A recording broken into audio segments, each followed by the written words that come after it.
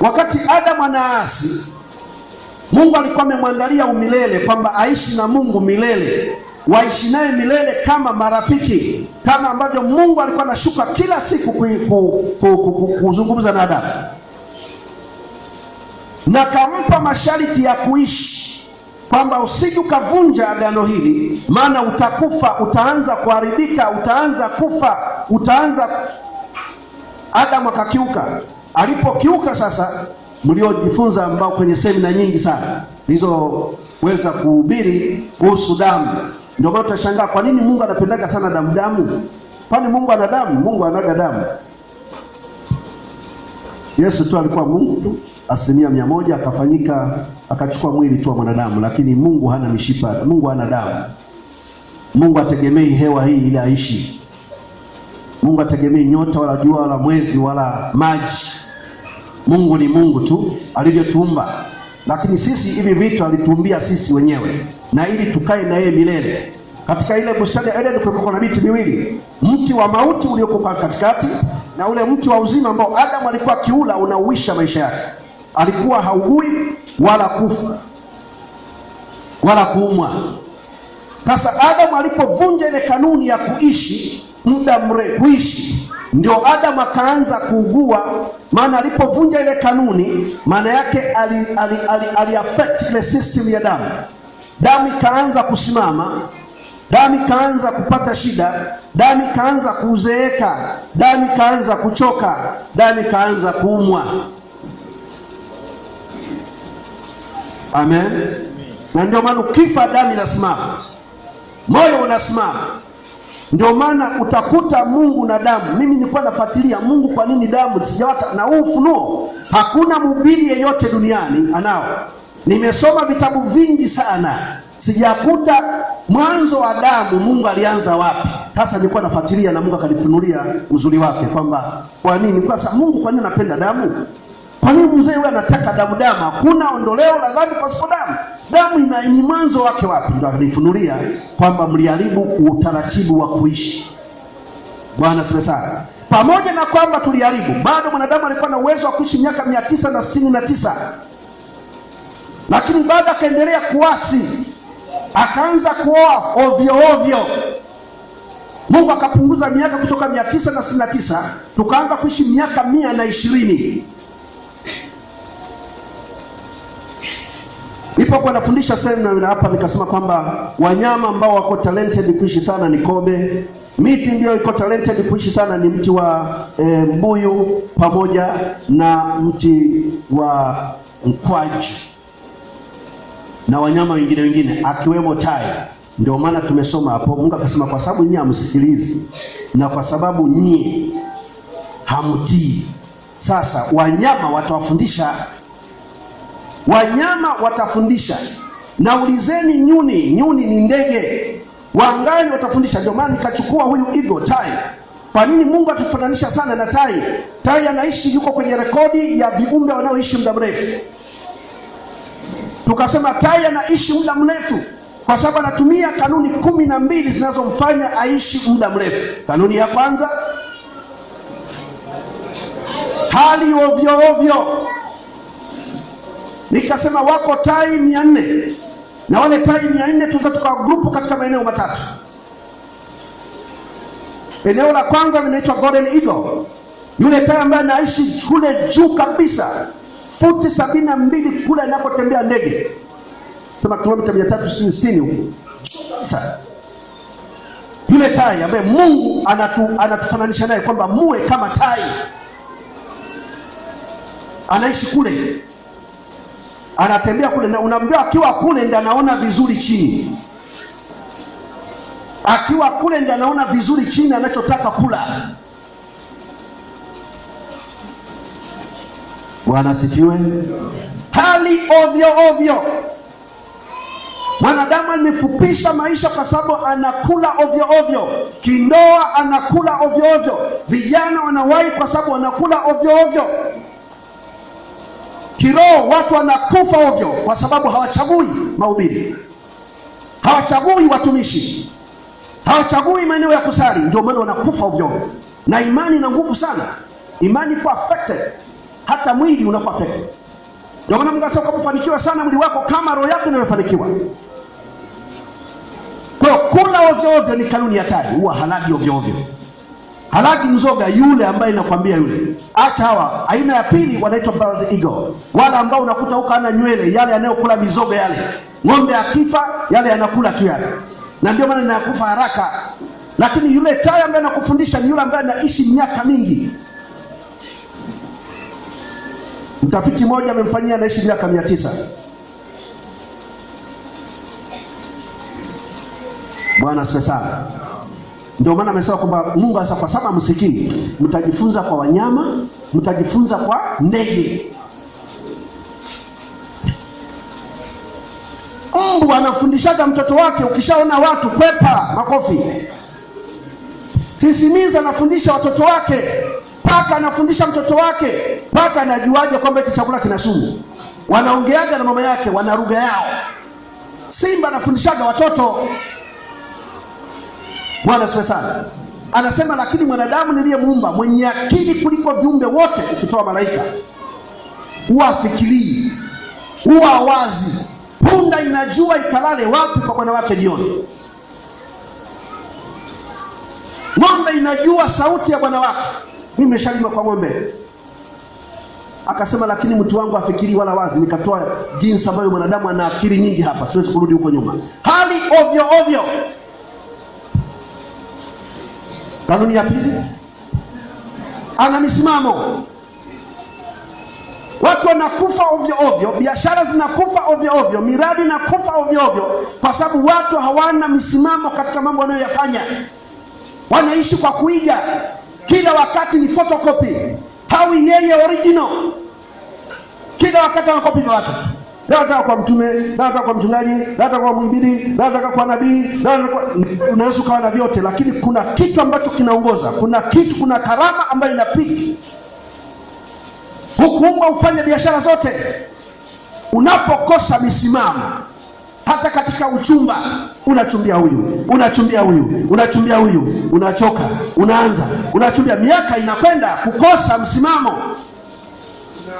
Ndio maana tunasema kwamba kitheolojia wanasema ana chemical imbalance. Mtu ambaye kana chemical imbalance ambayo hayuko kwenye mizani, hata kujibiwa, hawezi kujibiwa. Leo anaomba capital, anaomba mtaji wa 500,000, kesho 200,000, kesho 100,000, kesho 300,000, kesho 500,000, kesho Mungu hawezi kumpa huyu kwanza mpaka simame kwamba la kwake analolitaka ni lipi. Unachumbia mnene, unachumbia mwembamba, unachumbia mfupi, unachumbia mrefu, unachumbia nani? Sasa unakuwa yuko hapo. Mungu naye na kuacha. Kukosa msimamo ni moja sababu kufa watu ovyo ovyo. Tai ana msimamo. Akiamua kula nguruwe au mwana wa nani? Wa mbuzi, au akiamua kula nyoka, tai misimamo yake atawinda mpaka pati. Ndio mambo yake. Ndio maana Mungu anasema kwamba jifunzeni kwa wanyama basi. Ana misimamo yake na hayumbishwi. Na akiamua kukamata ule mfugo ukamchenga, habadilishi mawazo kukamata kitu kingine. Anajua ile spidi ilikuwa ni ya kukamata samaki. Sasa samaki amezama, sasa naenda kufanya calculation zingine ya kukamata nani, kitu kingine. Habadilishi mawazo katikati ya motion. Watu hawafanikiwi kwa sababu wakati wote ni watu wa kuyumbishwa. Imani zinayumbishwa, hizo hazina msimamo. Ndio maana Mungu amekuacha. Na unapokosa msimamo, possibility ya kufa haraka kupo. Watu wengi ambao wanaweza kutangulia kufa, tukiacha watu ambao unakuta wamefanya vitu.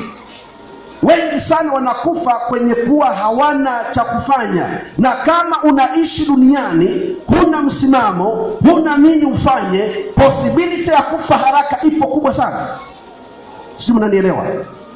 Maana huishi kwenye maono yako. Huishi kwenye uhalisia. Unaishi kwenye kuiga. Mtu mwenye msimamo anasimama. Na katika Kristo pia kuna aina 3. Na kuna aina 3 ya mwewe ambao wanaitwa fishing eagle. Wale ni wepesi sana kama mwewe. Sifundisha aina 3 za Kristo. Na kuna siku yake nitakuja kufanyia seminar. Kuna Kristo aina ya tai, yule ambaye anaangalia kule. Kuna Kristo hawa aina ya wale ambao wanakulaga mizoga, na kuna Wakristo ambao wana kategori ya tatu, wale wanaitwa fish eagle. Hata mwewe anayekamata vitoto vya kuku, yule yuko kwenye kategori ya tatu. Na ndio maana mwewe hata siku moja hana historia ya kunenepa, ni mwepesi. Hata upepo ukimkamata piga hapa, anaenda kuangukia kule Kahama. Akitoka Kahama anaanza kurudi nyumbani, anakumu njiani, anachumbia, anaacha, anachumbia, anaoa, anaacha, mpaka aje afike huko amechoka. Sasa kuna Kristo wa jinsi hiyo.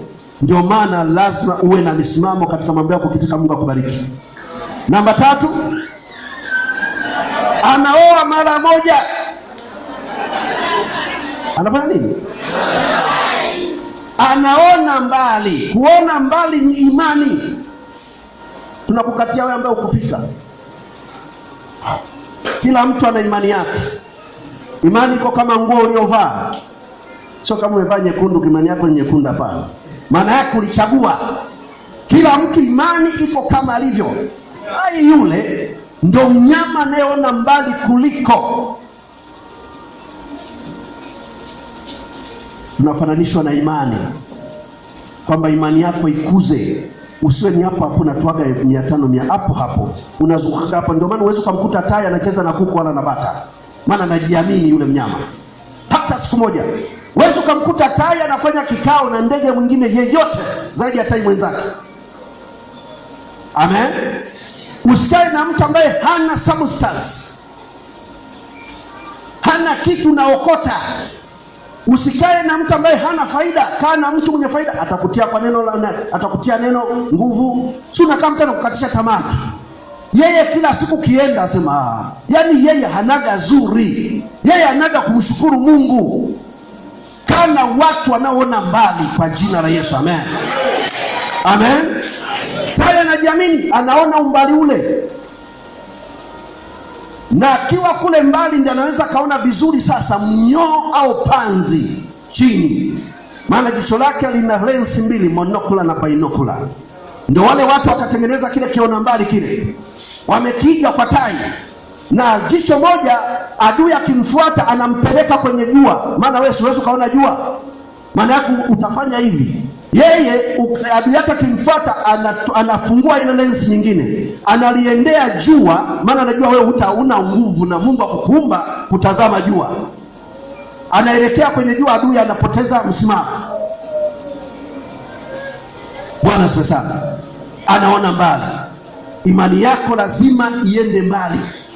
Usiwe ni Mkristo wa kila siku ni hapo hapo, ukuaji kiroho.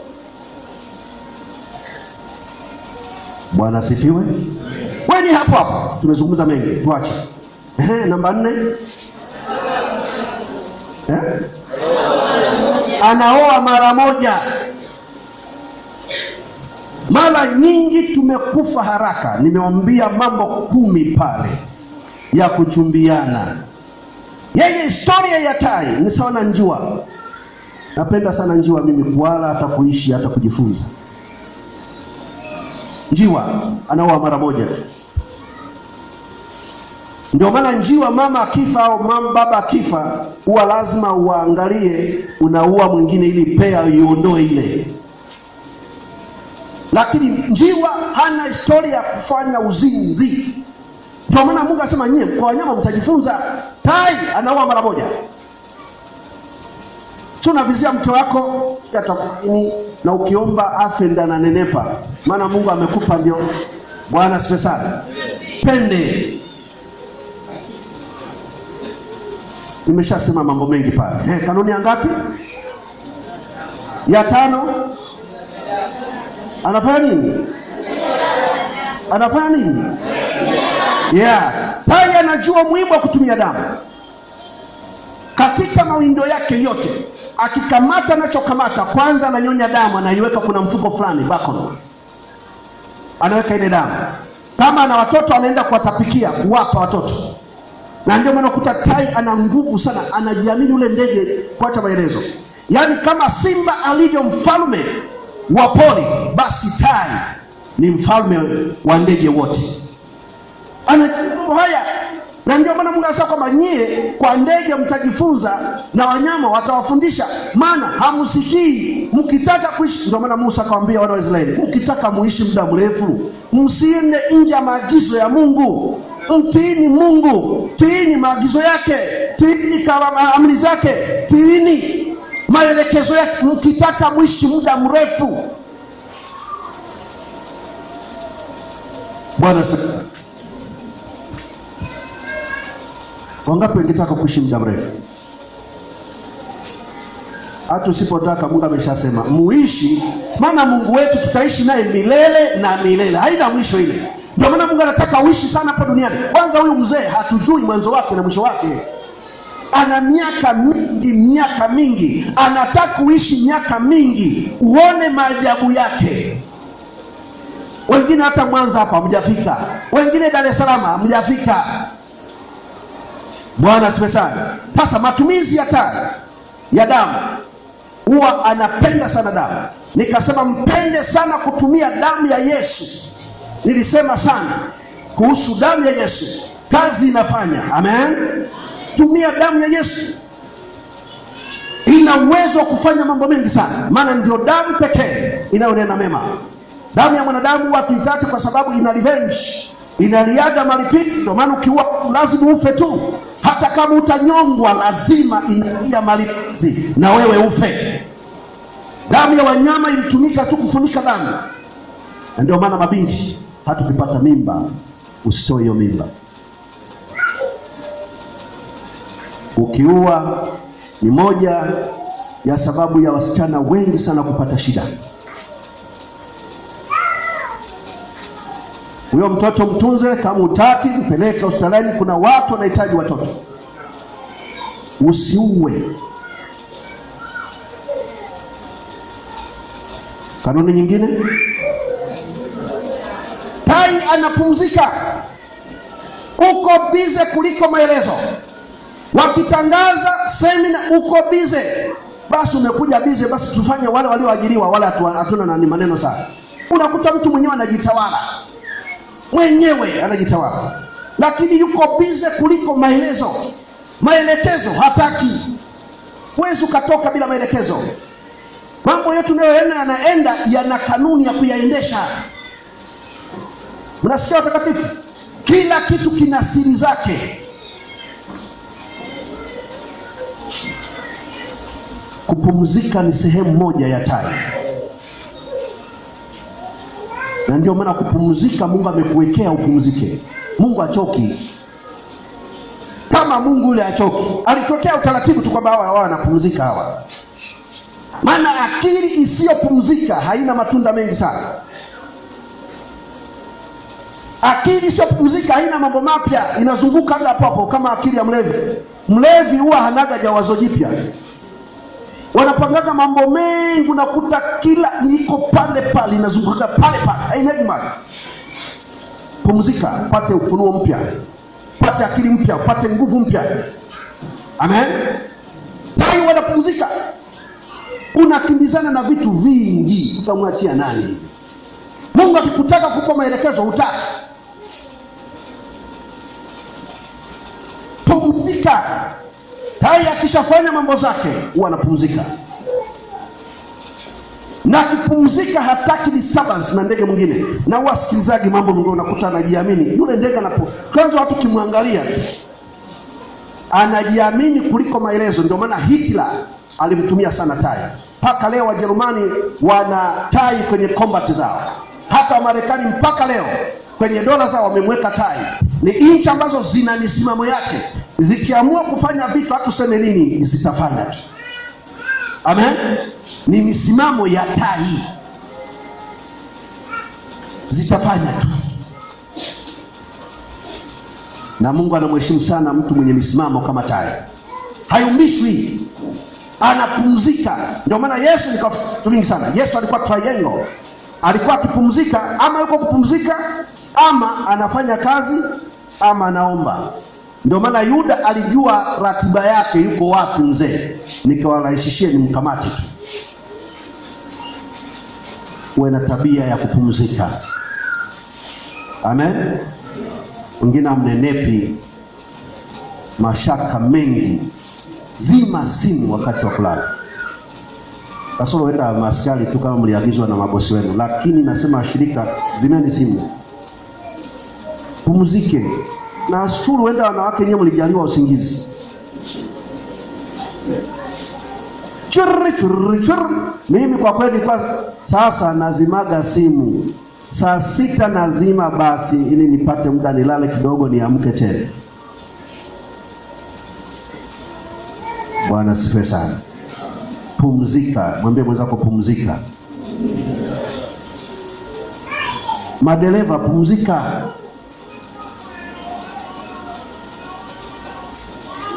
Akili kikataa imekataa. Na usiungizi ukija unalala mahali popote, hata barabarani unalala. Utasababisha ajali. Lala, pumzika. Wengine wamejipeleka, afu tunabaki kwamba Mungu amewapenda sana. Hajawapenda. Uliishi kizembe. Pumzika. Amen. Kanuni nyingine? Tai anamkaga mapema kujifanyia saluni. Kutembelea manyoya yake 2800 alionayo katika mwili wake wote 2800 lazima yapitie moja moja. Anamkaga asubuhi na mapema kujiandaa kwenda kuwinda. Yale manyoya yake anajua jana yamepata pukushani katika ile mkiki. Unakuta na wahi kuamka kupanga manyoya yake, kujisaluni mwenyewe. Na ndio maana yule ndege kimuona yuko so peculiar, mzuri sana. Huku ni mweupe, huku ni kama wa kijivu au mwekundu. Nafikiri waliofanikiwa kumchora kama Hudi, magari ya Hudi wamemchora yuko nyuma. Huku ni mweupe, huku ana rangi nyingine. Yule ndio tai naye msema sasa, ambaye anaona mbali kuliko, na ndio yeye anamhubiri sasa. Bwana sasa. Amka mapema, andaa siku. Haya mambo ni mnyama huyu, ndege huyu, hayawani anayefutika. Wewe mwenye akili ya Mungu, maana ametupa sehemu ya pumzi yake, ndio maana tuna akili mingi sana kuliko kiumbe yoyote, kuliko malaika. Tukiacha malaika, lakini hakuna kiumbe mwenye akili kama sisi wenyewe. Na ndio maana uwezo wa akili yako unaweza kaweka kumbukumbu milioni 900. Hata kompyuta za Marekani haziwezi, za vita haziwezi, hazina GB hizo, hamna. Sasa hivi nasikia kuna terabytes sasa zimetoka, lakini bado tunazitengeneza sisi wenyewe. Maana aliyetengeneza maana yake ana uwezo mkubwa kuliko kilichotengenezwa. Bwana asifiwe sana. Amka asubuhi na mapema, andaa siku yako kama ndio maana Mungu amesema kwa wanyama mtajifunza, watawafundisha nyie, na ndege watawafundisha mtajifunza, watawapa mafunzo. Kila siku ina imani yake, kila siku ina neema yake. Sasa lazima uamke, uandae siku kwa maombi. Bwana asifiwe sana. Kanuni nyingine, anaweka mayai yake ambapo adui yake hayatafika. Usiseme mambo yako ovyo kwa kila mtu naye muona, sio wote unayofikiri kwamba anakufikiria mema. Amen. Anaweka mayai yake ambapo adui hawezi kuaccess mayai yake wala watoto wake, kwenye mwamba ulionyoka ambao hata nyoka hawezi kupanda. Ndio maana akienda moja kwa moja Taiwan anaingia kwenye kiota chake. Sasa huyu ni mnyama. Alafu nasema mambo yako kwa kila mtu. Wakianza kuyasema unakufa haraka kwa pressure, mambo yangu yamejulikana. Hujasema ovyo. Tai ana siri zake. Sema kwa watu ambao unaweza kaomba. Kuna wengine ukimwambia ndio umempa umbea. Share na watu wachache. Yesu akula nyumba za kila mtu, alikula nyumba 5 kutoka kafa. Ila rafiki wa kila mtu, lakini akula nyumba za kila mtu. Maana usishare na kila mtu mambo yako, hata mipango yako, hata biashara zako. Kila biashara ina siri yake. Bwana sifiwe. Nimesema mengi sana hapo kwenye semina. Mwingine anafundisha watoto. Kama uwalete watoto Sunday school, unajitengenezea mabomu ya baadaye. Na mabomu ya baadaye ni pressure, ni mambo mengi. Wafundishe watoto wako kama tai anavyofundisha watoto wake. Ile ya kuoa mara moja, tai jike huwa anachukua kijiti, anaenda nacho futi kule kama 72, anatembea nacho kule juu, wakati tai dume anayemchumbia huyu tai jike huwa anatembea chini, akitembea kwa spidi sana, akivizia kile kijiti cha yule jike anayemchumbia. Yule jike akikirusha, kikiachia, yule tai dume lazima kidake mara ya kwanza, anamrudishia tai jike mara ya pili, mara ya tatu, ndio ndoa inafungwa. Huyu ni mnyama, huyu ni ndege. Wewe mtu amekuja tu siku moja na suti ya kuazimu, umeshakubali. Pime, mpime. Kumpima mtu sio kosa. Uchumba sio ndoa bado. Amen. Nikawafundisha mambo kadha wa kadha. Sasa hii zoezi la mama kuzunguka juu baba chini ni zoezi la kufundisha watoto kwa pamoja. Ndio maana sisi watoto wetu wamekuwa wana historia, nani anampenda. Sisi mama akipiga na mimi na daka huko napiga. Yaani tunakuwa hapo Amen. Hatuna historia kwamba huyu anapendwa na mama sana, wewe na baba sana, hatuna. Piga. Unamweka hapo katikati. Asikimbilie kokote. Train watoto pamoja. Wasijue mimi huyu akibaki, mimi huyo bwanana na nani. Fundisheni watoto pamoja. Msipowafundisha mnajiandalia matatizo ya baadaye. Ndio maana tai ana historia. Akizaa kilema na uwa yeye. Sisemi muue. Yaani yeye hataki matatizo. Hataki matatizo wala purukushana. Sasa huyu mzaa ambaye hata ajirusha mwenyewe, hata tafuta anaua. Sasa msiue, ni kwamba fundisha watoto. Huyo ni ndege sasa. So kama Idi Amin aliyesomba vilema na nini akasema hawa wanatupotezea wakati, kenda kuwamwaga kwenye mto nani. Usiwe na kinyama na mwana hapana. Sasa nasema tai anafundisha watoto. Nikasema mengi sana hapo anavyofanyaga mpaka mtoto anakuta zoezi. Baba na mdaka kakishindwa kuogelea, kuna nikupake nyewe, baba na mdaka namrudishia mama namrusha tena mpaka kajue kenyewe kwenda, kakisha ota manyoya. Bwana sifiwe. Fundisha mtoto wako kujitegemea. Baba zima liko ndani, hataki kufanya kazi. Kwa jina la Yesu Kristo, vile sijui unakoishi. Amen. Ondoka kafanya mazoezi. Na ndio maana ndoa nyingi ambazo wakioa wanakaa hapo zinaharibikaga. Maana wengi wanaangalia wifa anakuja wala hatajui kupika. Tokeni nendeni mahali kafanyeni mazoezi. Kama ni kakiamba gawiwa, mtakuja kurudi wote mmeshachoka maisha, mnarudi hapo ndio mnakaa. Mara nyingi tunaoharibiana ni sisi wenyewe kwa wenyewe. Kafanye mazoezi mbali. Bwana sifa sana. Siwezi kusema hapo zaidi. Lakini tai anafundisha watoto. Fundisheni watoto wenu hao. Waambizeni maadui zenu.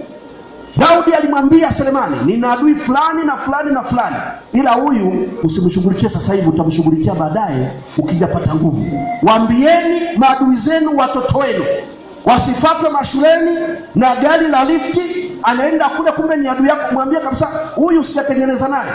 Siku namuona barabarani na kupa chochote usipoke. Mjifunze kwa watoto wa Mungu. Mungu anakwepaje? Mungu alishajuaje kwamba kofi linaua? Kamezaliwa hakajui kifo kikoje. Kanapita kanachenga unakapiga na nani alikafundisha? Fundisheni watoto wenu. Mazuri wafundishe, mabaya wafundishe kwamba hayo usifanye. Amen. Mimi watoto wangu wakiwa wadogo nilikuwa nawakia kina Lucky Dube, nilikuwa nawakia kina huyu Bob Marley, huyu nasema huyu unaona vita navuta hii ukivuta ni balaa. Mungu hataki. Waonyeshe wabaya, anakuwa na hiyo kabisa, najua huyu ni baba alishaniambia ni mtu mbaya huyu. Anavutaga bangi, huyu anavutaga nani, lakini Lucky Dube sijawahi muona anavutia, ni zoezi lake anavyokula. Ila hawa wengine hawa napiga malijua, naambia hii mwanangu usije ukagusa. Unanisikiliza?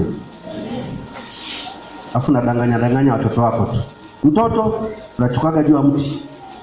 Uwezo kumwambia yote, kama uwezo mwambie mtoto wala muelekeze. Maana sasa hivi wanajua vingi kuliko hata sisi hawa. Bwana asifiwe sana. Kuna mipaka ya kuambia, na akili hata shule zimeingilia sasa hivi kwamba tuwafundishe. Afu siwe muongo kwa mtoto wako. Akisha kwambia vitu mara 3 ukamdanganya, wewe anaweka pembeni, anajua nina baba tapeli, baba muongo, wala hawezi kuniambia chochote. Akienda kupata uhakika kwa nyumba ya pili, basi umempoteza. Mwambie mtoto wako vitu. Mwambie na muonyeshe maadui zako. Nyingine tumalizie.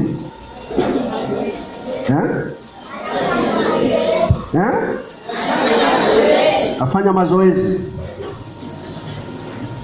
Bwana wako asingekuwa na mazoezi, wala asingefika saa 9 ile. Yesu alikuwa anafanya sana mazoezi. Mazoezi gani? Sitaki kuambia, napenda mastori. Soma Biblia. Amen. Hata Paulo akasema mazoezi yanafaa, lakini utaua